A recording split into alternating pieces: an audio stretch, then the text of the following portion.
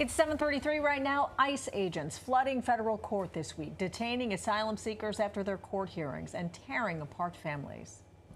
She asked, where is my father? Where is my daddy? These buildings have essentially ceased to be courthouses. These buildings are essentially abduction traps. Elected leaders have launched an ICE watch accompanying families to federal court. Public Advocate Jumaane Williams joined Controller Brad Lander this week in Lower Manhattan, and he joins us this morning to discuss what exactly he saw. So, Public Advocate, thank you for being here. Thanks. Congratulations, by the way, on the win. I don't think we've spoken to you since. And we'll get to the ICE raids in just a moment. I want to ask you first on a story that we're covering today with our Kirsten Cole about the NYPD's hiring practices and the hearings next week to talk about officers who failed to meet the standard. What do you think of the hearings? Will you be at them? Well, one, there's some overlapping issues. The first is, for context, psych evaluations, or psych evals they call them, have been used historically. We have heard for years to keep people out of the academy from certain communities, with feelings that there's a lot of discretion that sometimes leads toward bias. And I believe the last commissioner tried to address that. And so it is concerning that this is going on in the first place. What's more concerning now is that there are people who were hired, who were doing their jobs, some getting awarded, and they're now being told, to no fault of their own, they have to be fired or resign.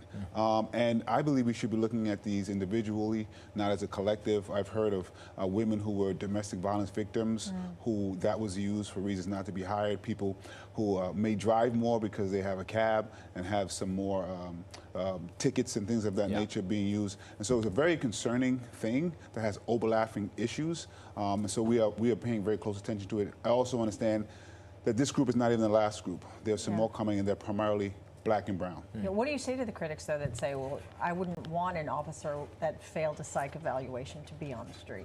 I think the psych evaluations are good, and you want to make sure that people have the proper temperament to be officers. My understanding is this used to happen to other communities, and a phone call was made, and everything was fine.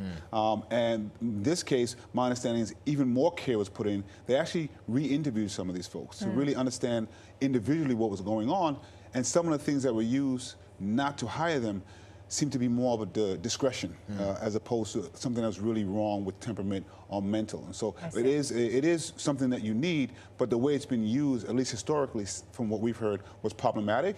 And that's why we should look at it, I believe, individually as opposed to en masse. All right, keep us posted. I know the hearings are next week, and we'll be there for those as well. Back to the ICE raids, which is why you came on this morning. We've seen the pictures, right, of these ICE agents waiting in the wings inside the federal courthouse. That's why Controller Brad Lander was detained himself during one of those, right?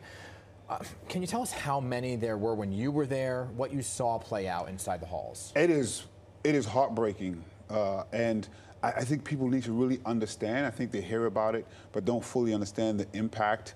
And again, just a few weeks ago, there were people which you didn't agree with, but they were being tricked, essentially. They were saying your case was dismissed, not understanding that meant that you're now eligible to be deported. What's happening now, I can't believe, is even worse. And so we were in courtrooms where judges were asking them, do you want more time to see an attorney? They say yes, and they were given more time, 4 months, 5 months, 6 months. When they walk out, masked agents are waiting to take them. So they've had a warrant before they've even seen a judge. How many agents are you talking about? Well, the pictures you see, there are agents lined across the wall. You'll see, just depending on which floor, which building, you can see 10, 15, 20 just lined, most of them masked, some of them not properly identifiable.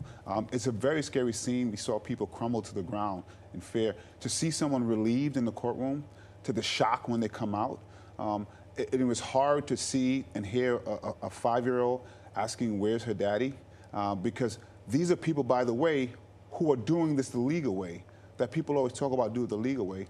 There's a gentleman that we're trying to see if we can get him out. He was there for a regular check-in. So the argument against that, right, that I've been hearing from some folks, I'm doing a lot of interviews about this, is that, and I say the same thing, that well, they're doing it the legal way. And the response is, well, they didn't. They were illegally here. Well, first, I just need to clear up something, right? Even if you're here illegal, it's a civil offense. It's not even a crime. So they're not criminals, correct? Okay. To seeking asylum is the legal way. You seek asylum when you get here. And so they are seeking asylum, saying that I can be harmed by going back to my country. And there's a legal process for seeking asylum. And once that's you're seeking why they're going asylum, to court. Correct. Once you're seeking asylum, you are doing it the legal way. Yeah. And so these folks are doing the check-ins that they're asked to do. and then just being abducted. It's incredible that if the partner and the daughter spent an hour trying to find out where her partner and her father is. You don't even know where they are. The little girl threw up from all the trauma. Like, it's a horrific experience to see these families torn apart, and I don't think people understand how impactful it is. About how many people are being detained that way? Excuse me. I mean, just when I was there for a couple of hours, I had to see 5 or 6, and it just keeps going. This is every hour. There's a couple. You see agents waiting by the door. That usually means that whoever's coming out, they're about to take, and it's very concerning. And what I'm hoping that more New Yorkers who are listening will start doing some of this court watching. The one thing we can do is be witnesses. We're hoping attorneys who have some additional time will try their best to come out and help. And so we're asking folks to email gethelp@advocate.nyc.gov, and we can connect them with how to do that. All right, keep us posted on that. And people are also paying very close attention to the mayor's race. Curious, as there's this calls now for folks to drop out or consolidate around one person to face Zohran Mamdani. Are you supporting Mamdani? Thank God for the egos of men. Hopefully they continue fighting this out in public. The Democratic nominee is Zohran Mamdani.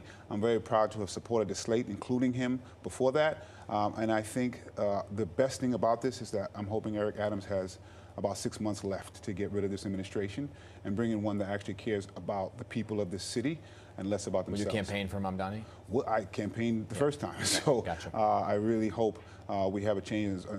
Everything Zohran Mamdani is talking about is what people have been talking about for such a long time. What I wish the Democratic leaders would do is learn from the message instead of trying to really take down the messenger in the way I've seen. So you think he's our next mayor? I hope so, and I do believe so. Again, the quicker we can get away from the Adams Democratic so-called, deputy president as opposed to mayor, the better for the city of New York. All right, Public Advocate Jumaane Williams, appreciate your time as always. Good to see you. You too, thanks.